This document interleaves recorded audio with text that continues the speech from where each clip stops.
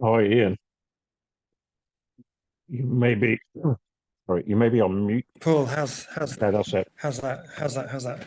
Ah, Good, good. for some, how are things? Yeah, very well. It's been a busy week, as you may imagine. On top of, what none of this I was really kind of expecting. So it's like Monday, Tuesday is, well, the whole week has just been really kind of full on because I can't keep up with the emails and messages that have been coming in. Oh wow. It's been quite incredible, to be honest. Mm, And the more I find out, the more concerning it gets. Um, uh, uh, so I'm hearing from fellows and former fellows, but also current and former employees and mm. uh, current and former, no, sorry, not current, but former trustees. And it's just everybody's, it's in, I'm trying to get time to kind of really distill. Um, Mm. and understand everything because obviously but I'll keep looking at it, but I'm getting a sort of pretty clear and richer picture of what has been going on. Mm. I'm trying to make sure that I'm also recognizing that some of the information I'm going to be getting may be a bit biased, maybe exaggerated. Yep, Uh, uh, um, and at the end of the day, what I'm most interested in is a positive outcome.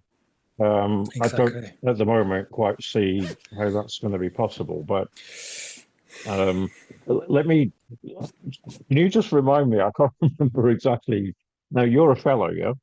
So I'm former member of staff, and therefore I was a fellow for at least. So I left a year ago. So Okay. I'm a year out. Quite a lot of people who were employees have left and given up their fellowship or not taken it up when they've left as well, yeah. Yep, exactly. Um, which says a lot too. So Yeah. you left a year ago, you said, yeah. I left a year ago. So So I'm you saw the writing on the wall, or pretty much. I mean, I'm happy to share my story if that's useful. yeah, it would be very useful. So and as a separate issue, like one of the things that I always valued, both as a member of staff, but also I could see the value as a fellow, was you get to meet cool people like yourself, and that you Well, know, actually, I've met more people as fellows in the last week than I probably did yeah, in the time I was a fellow before. exactly, And and then that's been amazing, actually. I'm also very happy to see. I'm not happy to see that some people have left without having another job already lined up and still looking. But mm, I've spoken to several people who've left and gone on to do amazing things, mm, which actually kind of discredits the um, what was the phrase? Inexperienced and inexpert or something. yeah, and I always thought that was one of the strengths of the organisation for someone as a member of staff was it gave you almost unparalleled opportunity. If you applied yourself, you could really make working at the RSA.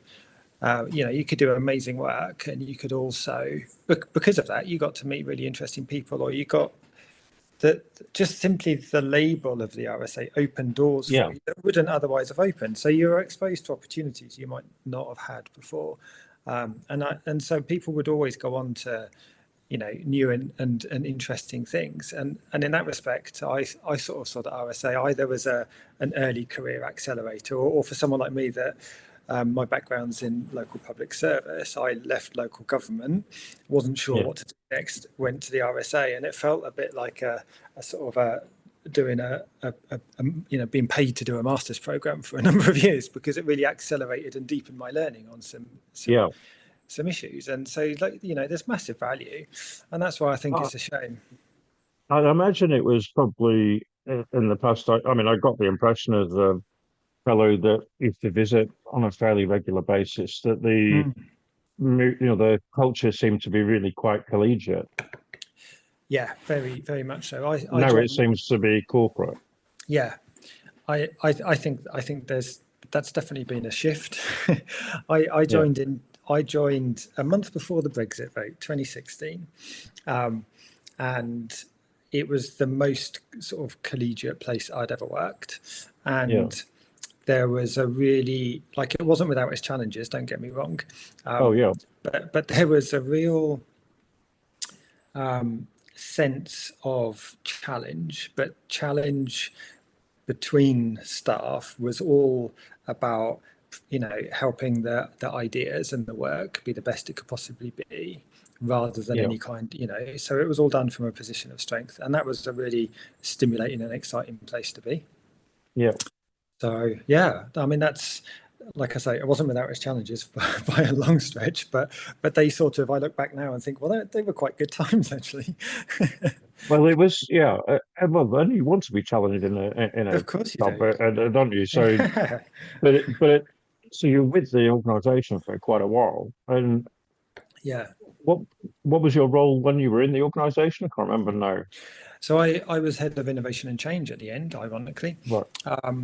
Went through a couple of iterations. I started off in the public services and communities team as an associate director, leading programs of work around public service reform, which was just perfect match for me with my sort of public sector background. And then I was working on what we called the RSA lab, but basically Mm, deepening our sort of knowledge management and our understanding of how social change happens, and trying, because it was, stop me if I'm going into too much detail, but no, that's okay. Go. one of the challenges of the organisation, it was still very sort of individually focused. So individual researchers or members of staff, particularly in the think tank part of the organisation, developed an expertise, but when they left, that often went with them. So we were Yeah, trying to capture the learning more systematically and have an yeah, account of how social change happens, so that we could apply it more routinely to our work. yeah. So, Well, that does sound like an exciting role. which was And kind of, actually, yeah. I remember seeing some of the outputs of that as well. So, Mm, mm. um, so I, maybe you can kind of fill me in a bit more on your thoughts and experiences as you respond to some of the questions. Mm. I'd like to just Yeah, yeah, yeah. because I'm trying to obviously just um, several people have told me all kinds of things, but there are certain key things which seem to be really quite fundamental. Um, and well, so far, the people are saying pretty much consistent things, and it's quite interesting that if that's true, whether they are current or former staff, or whether they're current or former fellows, even. Yeah. I mean, there is quite well, there were people that are fellows in my network that I knew were fellows, but actually, as a Mm. result of this whole episode as well, I've had people reaching out to me that were in my network, but I didn't even know they were fellows. Yeah, exactly, So exactly. that's also quite strange. Um, but yeah, obviously, some people were closer to the action as fellows than others. I Mm. wasn't particularly close Yeah. because I've been in the process of moving. I don't live in London now. I live in the Cotswolds. Mm. Um, and so I don't get into London like I used to. And of course, because of COVID and whatever, for 6 years also, I didn't live in the UK. Yeah. Um, so I actually did at that time, but I've been a fellow since 2009. Mm. So anyway, just to the picture that I'm developing is, and it'd be interesting, if you think this is right or wrong, Sure. primarily. So um, the problems didn't start with Andy. Andy joining has just made them much worse. Is the story that seems to be coming across, and that the problems really started when the current chair started. Is that how you would see it? I think that's fair. I think that's fair. Yeah, I'll be candid with you. My and let me sort of By the just way, this is off the record, so yeah, I yeah, don't. yeah. Of Yeah, course, of course. And I have no problem with a regime change. I have no problem with a change in philosophical direction. I have, mm, you know, you work in local government, you're used to it. You get, political shift. Everything can yeah, turn 180. So I accept that, and I recognise that for an organisation to have lasted for 270 however many years, as the RSA has, it has to constantly reinvent itself. And I think yeah, when Matthew came in as chief exec, he had, as we all do, don't we? Our own particular baggage, and he, I think, was keen to turn the RSA into a, more of a left of centre think tank type operation.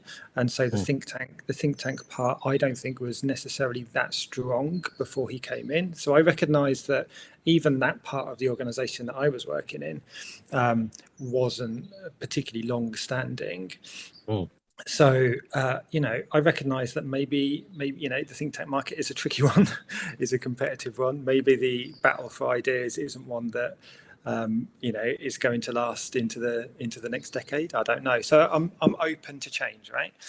mm, But I do think what I've seen and experienced was, I think you're right to say, like when Tim became chair, that definitely started to unsettle a lot of things. mm, He clearly has had and has an agenda that he's just simply not been explicit about. mm, So then there's always that challenge, isn't there, when you're going through a change process and no one tells you mm. what the goals are, what the direction of travel is going to be. Then you end up having to try and figure it out for yourself. So that puts everybody on edge, I think. He clearly forced Matthew out. That I think Matthew was pretty much walking the plank from the moment Tim became chair. I'm not sure how Yeah, he became chair, but that's probably a different story. There's probably some mistakes were made somewhere down the line. I have no I idea. need to look into that and understand it better as well. I don't know the answer to that either at the moment. I can potentially, there's a couple of ex-colleagues who would know that better than me, who I can have a word with them and see if they're willing to chat to you if you would like to, but I Yeah, appreciate this isn't your job. no, that that would be interesting because it looks like he's a key figure in really why things have gone wrong. Yeah, So I understanding think so. how he I got think into so. role would be very interesting. Yeah. And then I think, I always worked hard to develop good relationships with trustees and other RSA fellows, because that's what I was used to in local government. You have to work with Yeah. councillors. It's a similar kind of thing, really. So I don't know. You have these sort of extremes. He clearly is pushing his agenda. If I look at it now from 2023, it looks like, and I sort of felt this when I left a year ago, I felt as though his task was simply to take Matthew's fingerprints off the organisation. So anything that had a Matthew Taylor touch Mm, has ultimately either been decimated or cut out. Everything from the think tank's been decimated. I call it the think tank, the research part of the organisation. yeah.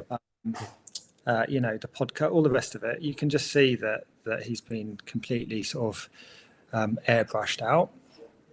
It was probably the right time for him to move on. He'd been here Mm, for a while, but the way it was done, I thought was pretty. Uh, I'm not quite sure what the word is. It wasn't done well, right? He wasn't let go well.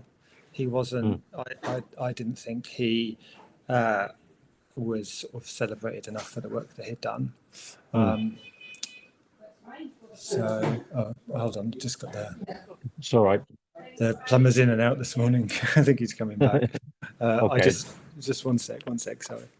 that's all right.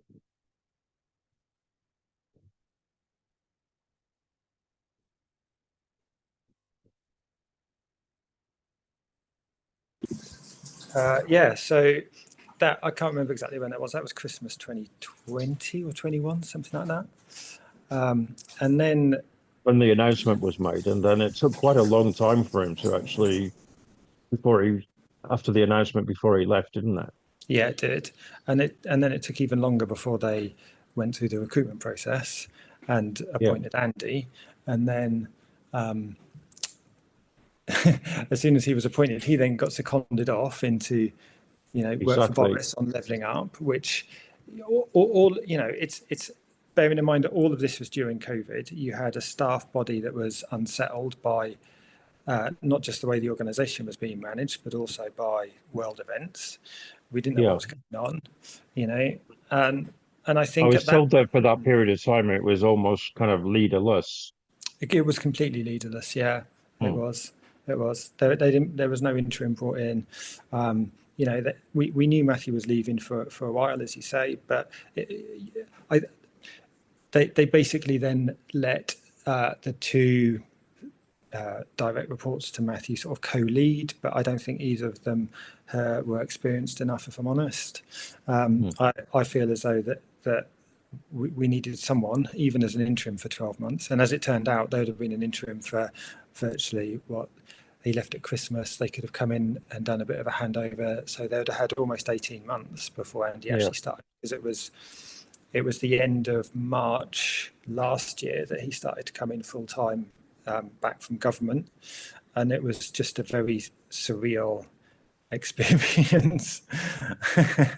Yeah, I can imagine. And I heard about the phone call from Bermuda or somewhere. I can't remember where it was Yeah, from the yeah, chairman. Or exactly. um, but so as I understand it, the trustee only two of the trustees at the moment um, predate the chairman, the Tim's arrival. That's probably right. Yeah, I'm not sure who they are, to be honest, at the moment. But And I've been given the names, but I don't remember yeah, them off the top of my yeah, head right now. yeah, yeah. But but all of the new trustees seem to be mates of the chair. And I think that's what's happening, right? I think that's what he's been doing. It feels to me like I always thought it was a very sort of purpose-driven, socially driven organization. I always felt it was politically neutral, to be honest, although obviously Matthew Yeah, brought his baggage with it. And I really like the blend of, the research function, the fellowship, the ideas platform, as I call it. I thought that was a compelling offer. But I think when Andy came in, the way he came in was disruptive in the extreme, and then he didn't have a plan or a vision. If he did, he didn't articulate it to staff, and it's felt like all he's really done is just constantly turn up the heat and make it as uncomfortable as possible so that people leave. And like I say, I don't, regime change is fine, but just yeah. have some rules and be open about it. Just say, this is what I want and this is what I don't want. And for some of you, this is going to be painful, but we will help you on your journey.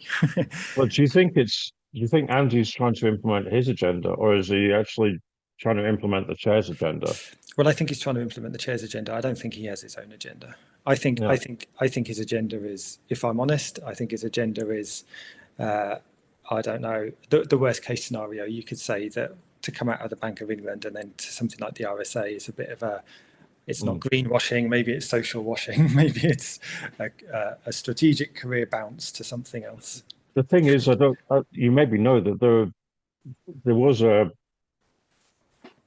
set of um, board notes that actually got sent to other than just the trustees by mistake and ended up in the hands of some of the staff as well. Um, and in that, there are certain clauses that make it quite clear that the stuff churn that's it happened was actually probably well, it looks very like it was deliberate. Mm. Um, I mean, they were kind of almost celebrating the fact that by luck, the staff churn was quite a lot higher than they were even expecting it to be, Yeah, so that they were able to make their change even quicker. that Um, I've not seen those, but that doesn't surprise me. yeah, well, I've not seen the whole document, but I've seen screen grabs of some of the elements of it, and uh, it, so that there was, I mean, there's stuff in it that actually contradicts stuff that's actually been said in the last week or so in press release responses to the article in Yeah, the Observer as well. yeah, So, yeah, for example, one of them talks about 40% staff resignation rates or whatever being double what they were last year, but actually going on to suggest that that's a good thing. Um, and but actually use the word and describe the rate as being high. In the press release that went out the other day, saying that uh, the staff leaving rate was 19% in so far this year. Well, 19% in 5 months equates to 46% in 6 months, but they said that was normal, not high. Yeah, but so that's really gives you sort of some of the idea of the contradictions. yeah, Um, I mean, so it looks like also then the chairman surrounded himself with trustees that are his mates mostly, yeah, apart from the two that were there previously. yeah, It looks like Andy's surrounded himself with an executive team formed of his mates, who in most cases would come in and replace previous people, but on significantly higher pay. yeah, Um, and I don't know whether that is all of the executive team, but it seems to me, from what I understand, that pretty much all of the executive team is also new since Andy, and I'm being told that some of those were appointed through the proper process, but some of them were just directly appointed without any normal employment process. Is that your understanding as well? yeah, pretty much. I think he's definitely brought in people that have either worked for him or that he knows from his, from his previous roles and his secondment into government. And I think people with less experience have come in on higher grades. I also think he, behind the scenes, had a hand in people like Sasha as the HR person being appointed. She was definitely only meant to be a temporary, but she was like a real Rottweiler character. She's the kind of person that he needs to push staff out. Yeah. Right. So I think my boss is probably the only director, Joe, when I was there, that's still at that level that Mm. was there when I was there. I think virtually everybody else is new. And in terms of turnover, if I was to look at who was simply in Joe's team or even the whole sort of research department's team back in say 2022, maybe at the start of the year, probably there's only maybe two, maybe three people Mm. that are like the turnover is almost complete over like the last 2 years. Certainly, everybody that I work closely with. So basically, all the trustees are pretty much new. All of the executive team is pretty much new, Yeah, and most of the staff are new. But yeah, actually, it's backfired in terms of the new staff voting 93% to strike. Yeah. yeah, and which is amazing. Like there was a move to set up a union. Um, it's been bubbling away for a long time. We worked with, I think, that the particular union as part of our Future of Work Awards years ago. And I think it was always something that was an ambition amongst staff, and there was a real solidarity amongst staff even before there was a need for it. Do you know what I mean?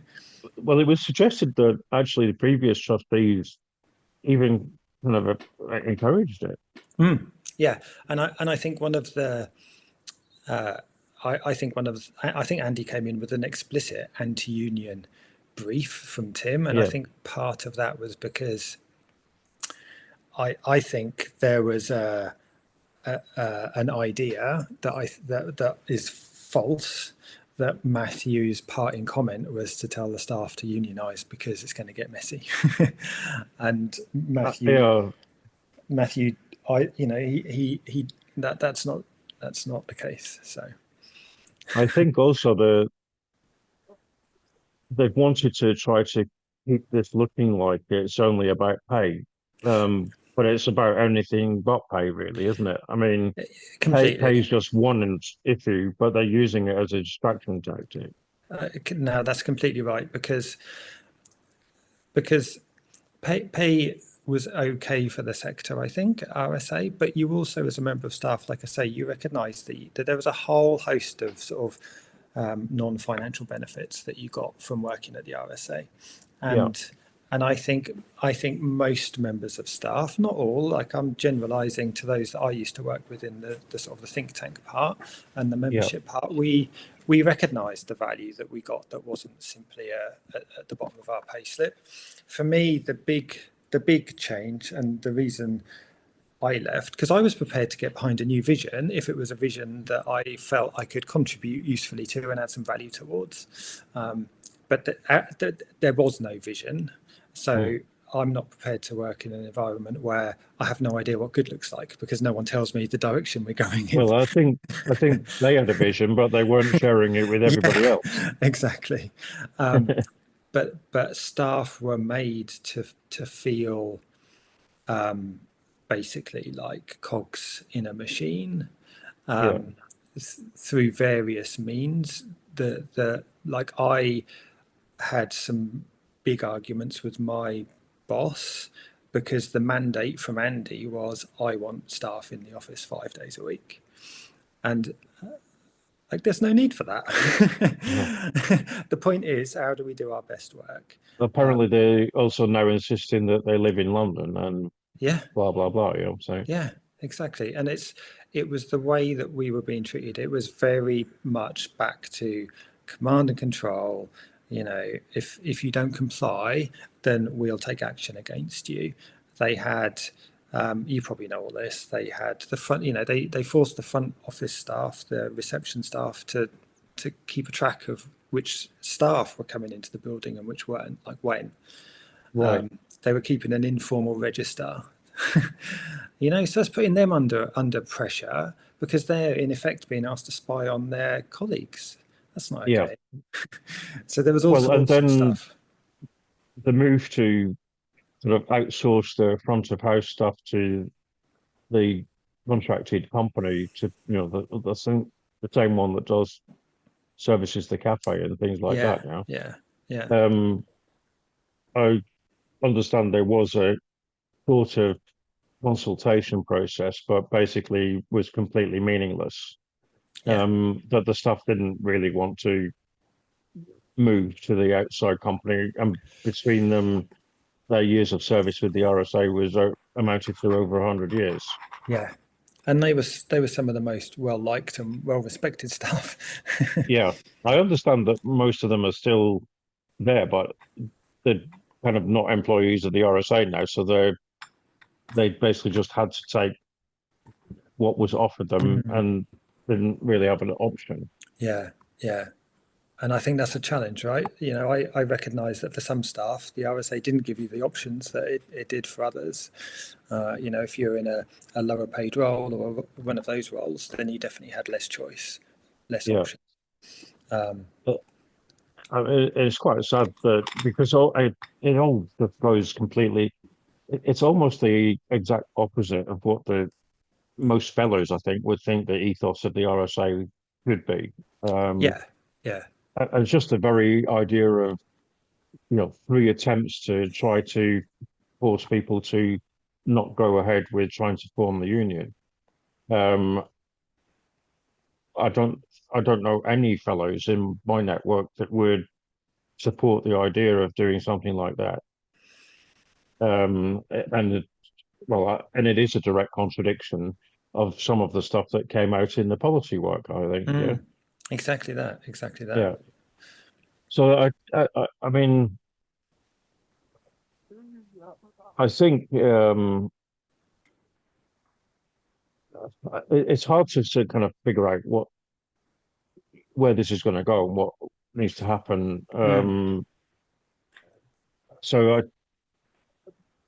thinking about it. I mean, just so that you're aware as well. By the mm, way, Matthew responded to my first post, and I sent him a link to it, and I invited him to comment.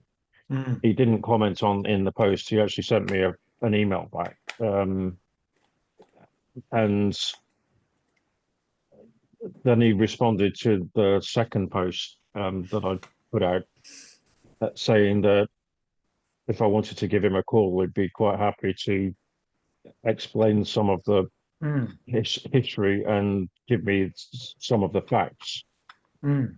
Um, I haven't actually, well, I responded by thanking him and saying that I'll get back to him when I can. But first of all, I need to make sense of all of the information that's coming to me. And Yeah. what I want to discuss with him is not my questions, but the questions of the people that I've been talking to. So I want to Mm, basically just represent fellows and others. And I'm guessing that I'm not going to probably get those answers to those questions when I put them to him. Um, but I think he's, to be honest, I don't know. Do you know whether there was any relationship between Andy and the current chairman before Andy was appointed to the RSA? well, that's a very good question. I don't know the answer to it, but I wouldn't be surprised. I know that there was a lot of interest amongst staff in the recruitment process. I know that there were some really high caliber candidates interviewed. I think there were Yeah, some high caliber candidates that weren't shortlisted right. because they didn't fit Tim's mould. I think I know that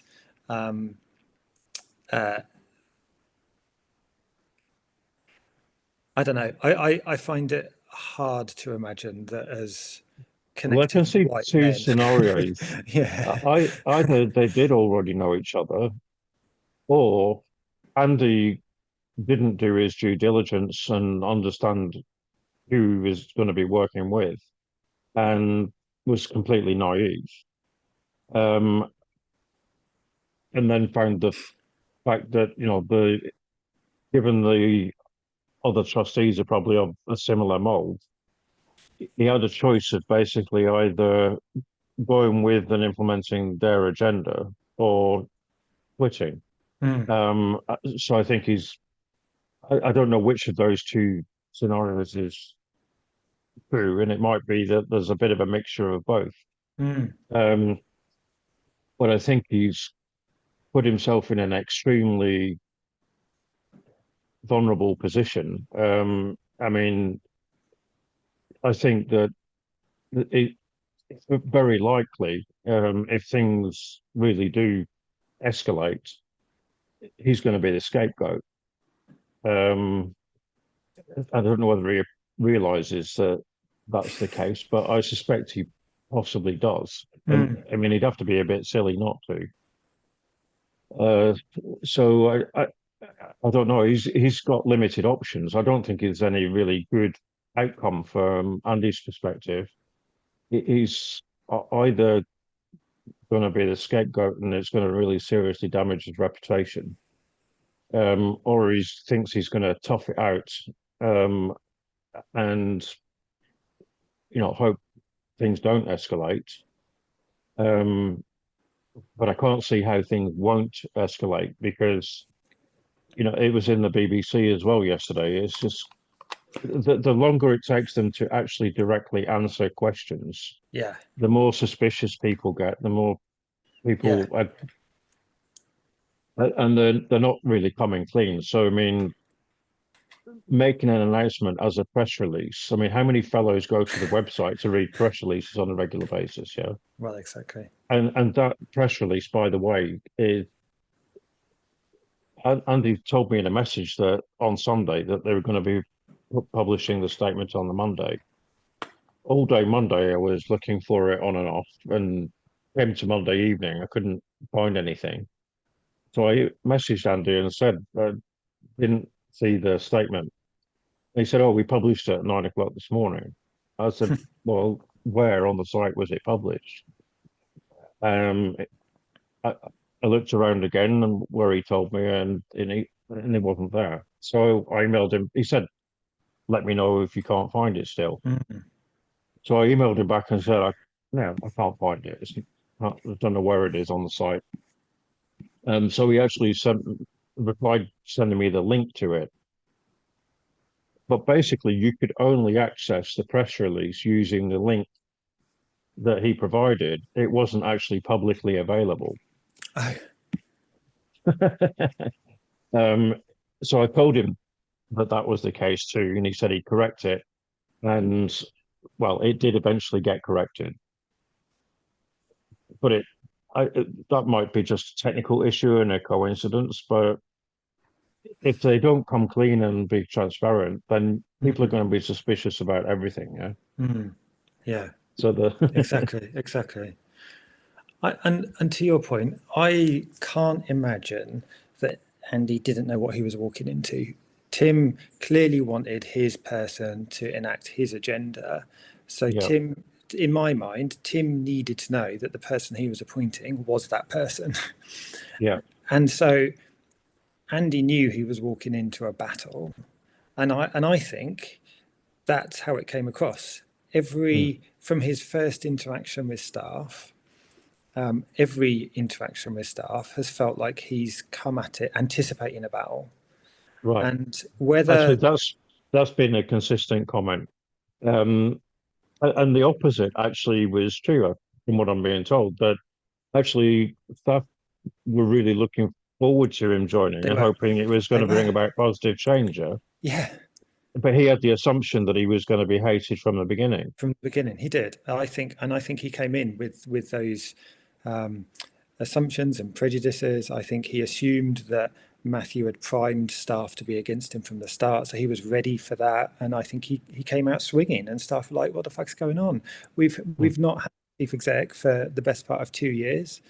Um, we've gone through a very mismanaged strategy review process. No one, mm, the good work that staff are doing is because we're able to just compartmentalize the noise and focus on our stuff and do yeah, good work. And so there was genuine anticipation that he was going to come in, provide some direction, steady the ship. We were coming through a COVID period that we knew would lead to a series of economic challenges. Well, who better to actually have running the organisation than the former mm, chief economist? Like, so many staff are in that sort of first part of their career, sort of up to say early 30s.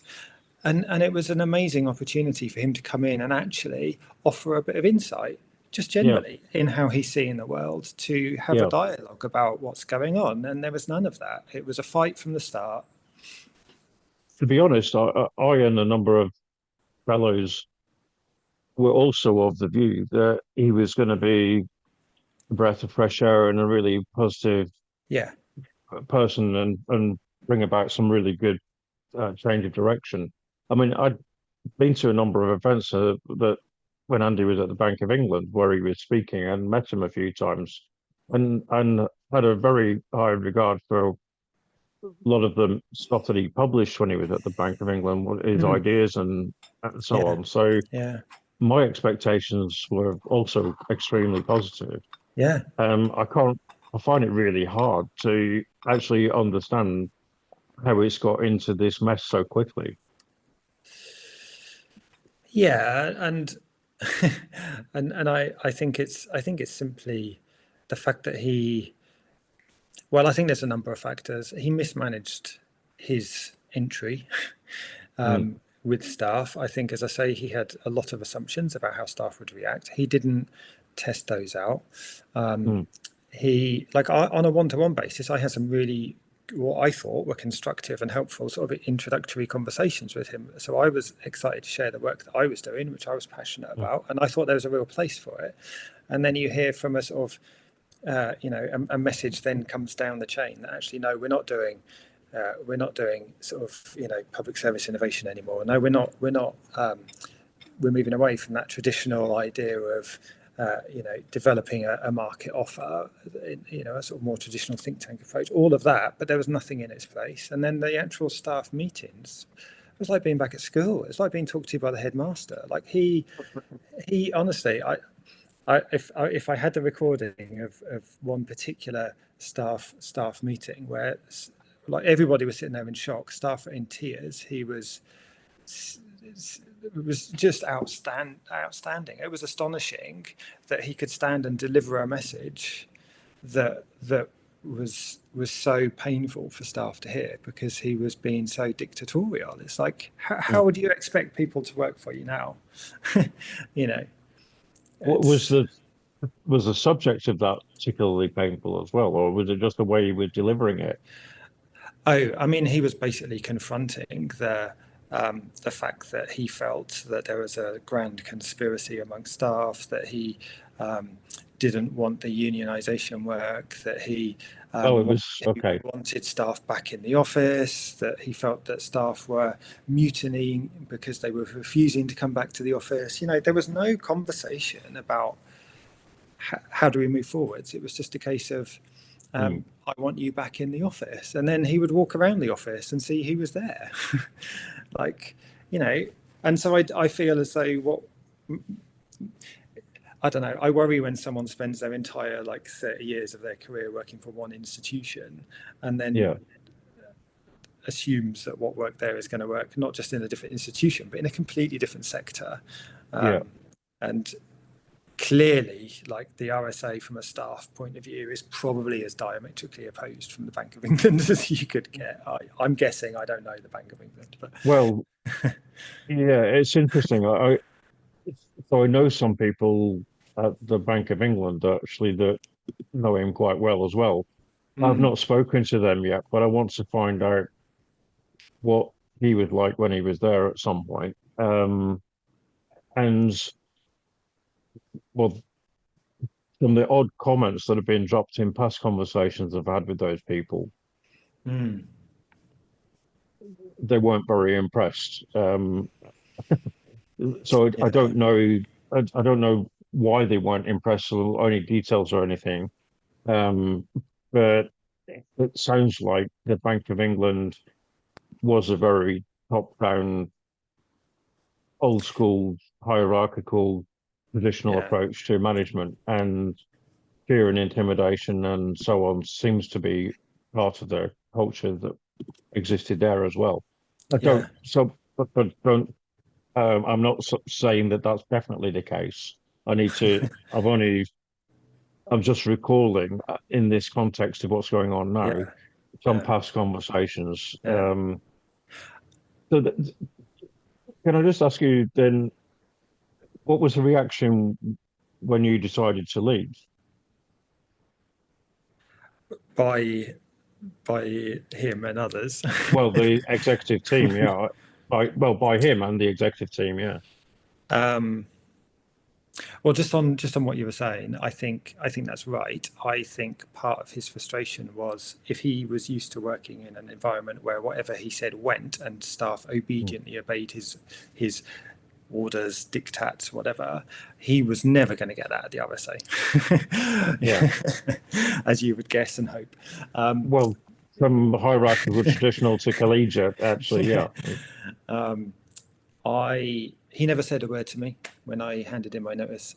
He never contributed. He never made a note in my leaving card. He never came up to me and wished me well, which I was a bit annoyed about, but not surprised. And that's because I'd given 6 years of my life to the organisation. And I genuinely believe that you don't have to like someone, but you can bring people into an organisation and you can let them move on really well. You can do that really well. And the fact that I felt that on a one-to-one basis, he and I had had 2 or 3 conversations where we were exploring my work, what I brought to the table, the value that I felt I added, where, a bit back from him. I felt we were really building, I was trying to build a working relationship that could move forwards. So the fact that The fact I got nothing from him, he never said a word, never messaged me or nothing, I was not surprised, but slightly disappointed at. My boss was the same. She very quickly pivoted to be a bit of a yes person to Andy, I think, which I was gutted about. I thought she had such potential for the organisation, Mm. but she played the game she to fit in, and so I didn't think that was her morals, but that's everybody's Mm. individual choice. She I might try and reach out to her and find out. Obviously, I'm not going to repeat any of what's been said, but I'd be interested to know if she would be prepared to speak and what she'd. Because I imagine that some people are pretty worried right now, even if they weren't before, even if they thought they might be able to sort of toe the line. And I imagine now they're having serious doubts. So I don't know. We'll see. But the was when you left, was that the time when there were loads of people leaving at that yeah time? yeah Yeah. yeah. 20 last year in particular was a real exodus. Everybody that I worked closely with left within a few weeks of each other, um, or at least within a few months. So I was told that at one time there were so many people leaving each week that they actually put out a statement telling people they couldn't leave a leaving message on email to friends. They stop people from doing that. Yeah. Yeah, yep. They set up a Teams channel, Yeah. and it's like, you, like I say, it completely undermined and devalued the power of relationships. And many of us have been there for 4 or 5 years. The people that I worked with, like they weren't just colleagues; they were people that I really cared about. You know, Yeah. we'd gone through some stuff together. We'd done what we felt was amazing work together. We'd worked as teams. We'd had each other's back when things were what we thought at the time was tricky.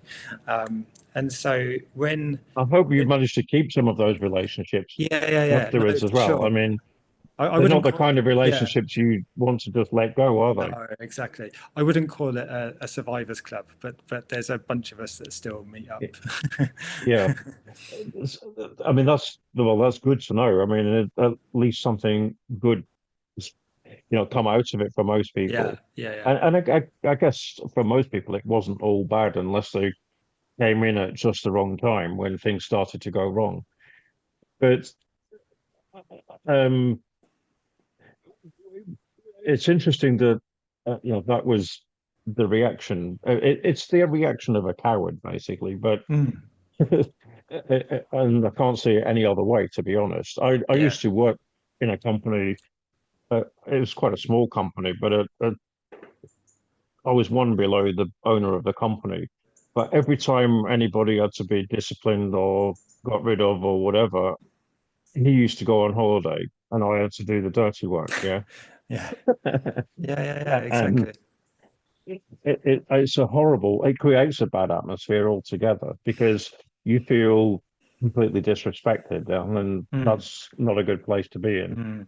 Yeah, and that was my relationship with Joe. Right, my boss, Joe Chukia. I thought we had a good working relationship until he started, because she knew that I do my best when I'm just left to go on and figure stuff out and pull a team together and do it, and that's what I was doing. Like, we had a good way of working, but as soon as Andy came in, I think she figured out, for whatever reason, that to fit in she had to adapt, and that's what she did. Mm. But then his messages would come through her, and she would be like, Ian, you're not in the office, why are you not coming into the office? I'm like, these are my reasons, Joe. Like, I'm nearly 50, give me a break. I know how to do my work. Like, if Yeah, you're going to micromanagement is killing this country, isn't it? Like, it's the yeah. battle, it's the workplace battle in many respects at the moment. So well, just I've taken up loads of your time this morning. I really appreciate everything that you've said so far. It is all consistent with what I'm hearing generally. So that consistency, I mean, it really helps. But I mean, what are you up to these days? What have you gone on to do? I'm working in the humanitarian sector at the moment, doing innovation and change work. So, Excellent. yeah, which is interesting. I think what I've said to a lot of my colleagues is, you know, you don't need the perfect move, but the RSA became so toxic for us because we were all tarred with the brush that we were there when Matthew Yeah, was there. And so ultimately, like even Jamie, who's a real good friend of mine and is still there, is in effect being performance managed out, not because he's, between you and me, not because he's incompetent, because he's far from it, but because his face doesn't fit. And that's, I have no words to describe what that does to someone. yeah. That can ruin someone's self-esteem and self-confidence for life. Well, That's absolutely. that's a Yeah, I'm dreadful I'm way to treat people. I'm glad that, as I say, most people have gone on to Mm, better positions. I hope everybody will. Just, just as one, well, there's a couple of final thoughts if you've got another few minutes. yeah, sure. One is that I don't know for sure, but if so many people left in such a short space of time, even if they chose to leave, um, if there's evidence that them being effectively pushed out was part of a deliberate policy, um, I would be very surprised based on that and what I've read and so on. So at the moment, if there was not an opportunity for former employees, if they wanted to actually take legal action for constructive dismissal, Mm, either individually or collectively. yeah, that's fair. I don't know whether anybody's thought about doing that, but I think somebody or as a group should Mm, seriously think about doing that. mm, Um, uh, what you could hope to achieve from that would only probably be compensation, not getting their jobs back and so on. But I don't imagine most people would want anything more than mm, compensation. yeah, yeah. Um, I, I'm not a lawyer, but what I'm suggesting may or may not be true for Mm, that reason. But I've actually contacted somebody that I know that's the CEO of a quite large law firm that specializes in this. Well, it's one of their many areas of specialism mm, to ask him for an opinion. And if I get an opinion back, I'll share that with you. okay. Um, but I mean, ultimately, I don't want this RSA's reputation to be further damaged, but I think it will be anyway, unless there's well, the sooner this gets sorted out, the better. Um, Mm, but at the same time, I think it would only be right that the people who basically been constructively dismissed get fair treatment, and at the end of the mm, day, it won't be complete compensation for what they've had to go through, yeah. but at least it'll be something. I can honestly say that none of my colleagues wanted to leave.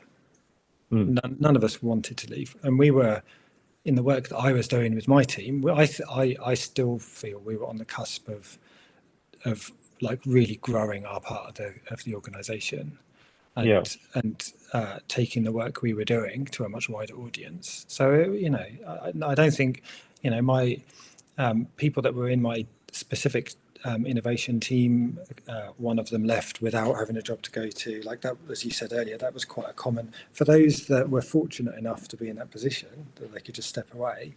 You know, they stepped away. yeah.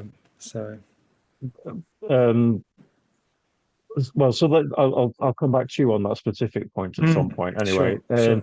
the other thing is there's a there's somebody that I know that runs a technology platform basically for it's called Bumps, BUMPS, as in bumps in the road, Mm, um, which stands for something like big unsolved something problems.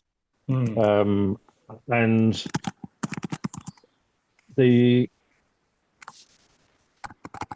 opportunity potentially is to create a space where fellows, trustees, or anybody could basically go on there and anonymously explain their story, their concern. So you build up a really big, rich picture of what's going on rather than Mm, me trying to do it. Um, mm, I'm just thinking it might be a good idea. I mean, it's with a view to trying to solve the problem. yeah, It's exactly. not about just whinging and moaning and bitching and starring. So one of the key questions that would be asked is, and what would you want the outcome of this to be? Mm, And I think actually that likely would be the biggest surprise um, for Matthew and the team, because I think most people would want the RSA's reputation to be undamaged as a result of the outcome, yeah, and would want a positive outcome. I think so. I think most of my colleagues that I'm in touch with are just sad. It's Yeah. sad that it's come to this. It's sad that the organisation's been like none of us want to see the articles in the press, right? And it's the heat was turned up when he started so much that it was such a difficult place to continue to turn up and do your work in that that's kind of where I'm at. Well, I understand It's that just people were in the office and spending their time not working on stuff in the end, but actually openly job searching while they were at work. yeah, yeah. Because I mean, talk about how not to motivate people, right? Give Yeah. people a dressing down in a staff meeting and then tell them But not if the to. well, from what I've read, actually, they would have not worried about that. They would have been quite happy about that Yeah, yeah, because they were wanting people to leave. yeah. And the thing that I don't have an answer to is that you've obviously been in a position where you've had to make people redundant. Like when I've had that misfortune, like it's not something I enjoy, obviously, but you just want to do it as quickly and as smoothly and as cleanly as possible. I think, with the benefit of the person that you're letting go, like whatever support you can give, but you don't Well, want this period of uncertainty. And I don't know why he didn't just come in and say this is what I want. I don't want this part of the organization. I don't want this, but I do want mm, this. I want people like this, not like this. yeah, And be explicit, because this is death by a thousand cuts, and he must be wearing the pain of that as well. Surely, like, I'm sure he must be. He his own sense of dignity must be being pretty well attacked at the moment, well, which otherwise, yeah, can which could provoke various different responses. I yeah, mean, I was quite fortunate in a situation where I have had to make people redundant before, and in most cases, it wasn't necessarily their fault. I mean, there were a couple of times when we'd made the wrong hiring decision, yeah. um, and I felt a real sense of responsibility for that process. And so, yeah, I mean, in one particular case, for example, we hired somebody that had fairly recently left university into a role where they were going to need to be trained. But we got a massive increase in business at the time, and I just didn't have the bandwidth to be able to spend time getting them up to speed. Yeah. Um, so it wasn't their fault. It's just the actually spent time working out what they wanted to do next, what their ideal job was. Mm. Managed to use my network to find them a job. The company that was interested in taking them on at the time uh, wasn't in a position to take them on immediately. So we actually paid their salary in the new job for the first 3 months. So well, it turned out that person then ended up staying with that organization for several years and moved up to deputy CEO level over a period of time. Mm. So that was a real win-win. But this is That's a perfect example of how it doesn't take much to treat people as a human being, a fellow human being, No. and you know that's all you want. I think that's all we want, isn't it? Well, everybody's dignity is protected that way around. Yeah, And, yeah. as a manager, you want to be able to sleep at night as well. Of course you do. Yeah, of course you do. Anyway, all right. So look, I think I've taken enough of your time this morning No and worries. appreciate it. Um, just if finally, if there's anything else you wanted to say, or otherwise, we can just keep in touch and you can Yeah, drop me a note anytime. But sure. is there anything else you wanted to say right now before I forget? Because I was asking most of the questions. No, that's fine. I mean, I think you obviously already have a pretty good picture. I think all I can do is add to it.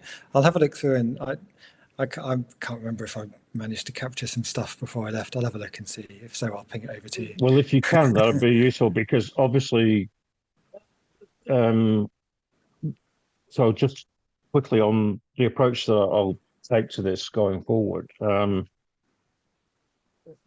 I'm not going to basically go out making statements about stuff unless I've got evidence to back it up. Mhm. Yeah, So the more evidence, the better. yeah, Um, with stuff that is important where I don't have enough evidence to actually make statements, um, what I intend to do is just ask, instead of making statements, I'll ask questions. yeah. But I'll make them very direct, carefully worded questions that are difficult to dodge. But I won't get myself into trouble by asking questions. I could get myself into trouble by making statements if I don't have the evidence. Yeah, yeah, no, that makes sense. I'll reach out to some of my colleagues and see what they've got as well. And if they're up for a chat with you, and then I know there's two or three of them that will have deeper insights than I have, and they might have some of that evidence. I'll see what I can do. Well, particularly if somebody has got some insights into um, how the chair got the job and Yeah, also the recruitment process around Andy and yeah, why they yeah, think that he got the job and others didn't. yeah. The I'm other, sorry. particularly trying to, well, no, I'm particularly trying to, got interested in understanding whether there was also any pre-existing relationship between Andy and the Mhm. chair. Yeah, yeah, that's true. Let me see what I can do. The only other thing that I was going to mention is Andrea Siodmak is an interesting character. I don't know if you've come across her. Who's that? Sorry. Andrea Siodmak, I think is how you pronounce her name. Right. I'll send you a link to her LinkedIn page. She uh, she came in as Andy's number two, and was appointed, and we were super like I was super excited because she set up the government innovation lab in Whitehall and stuff. Actually, and as I understand it, she was one of the people that was appointed without the normal recruitment process. Yeah. I'm not 100% sure on Right. that, Okay. but I think it was an open process, but maybe not. I think it was. It was. She said, "This is my dream job." She turned down a gig in Australia to come. Right. This is where I get confused with Andy because he's trying to push staff out, but he didn't seem to have enough of an eye on who he was bringing in. Andrea came in, and within 3 months, she left. Oh, yeah, it'd be very interesting to talk to her then. So she would be worth a conversation because I think she came in, saw the hot mess, and just went, "This isn't the RSA that is part, that is my dream job. This is something different." Her and I had one really good conversation while she was there. She was only there for a little while. I left before we overlapped by a couple of months as I left and she started, but she didn't stay for very long, and then she managed to get her gig back in Australia. So Right. those are quite telling when you've got someone as experienced as that So with can you such tell a me the track name again? record. Yeah, shall I post you a link? Okay. Yeah, if you could, that'd be great. I'll have a look. Um, there's somebody, yeah, I mean, I've had contacts from people in different parts of the world as well, actually, which is quite, uh, they were involved with RSA branches as well. Mm, Um, so I think they were kind of almost oblivious to what was really going on. It seems.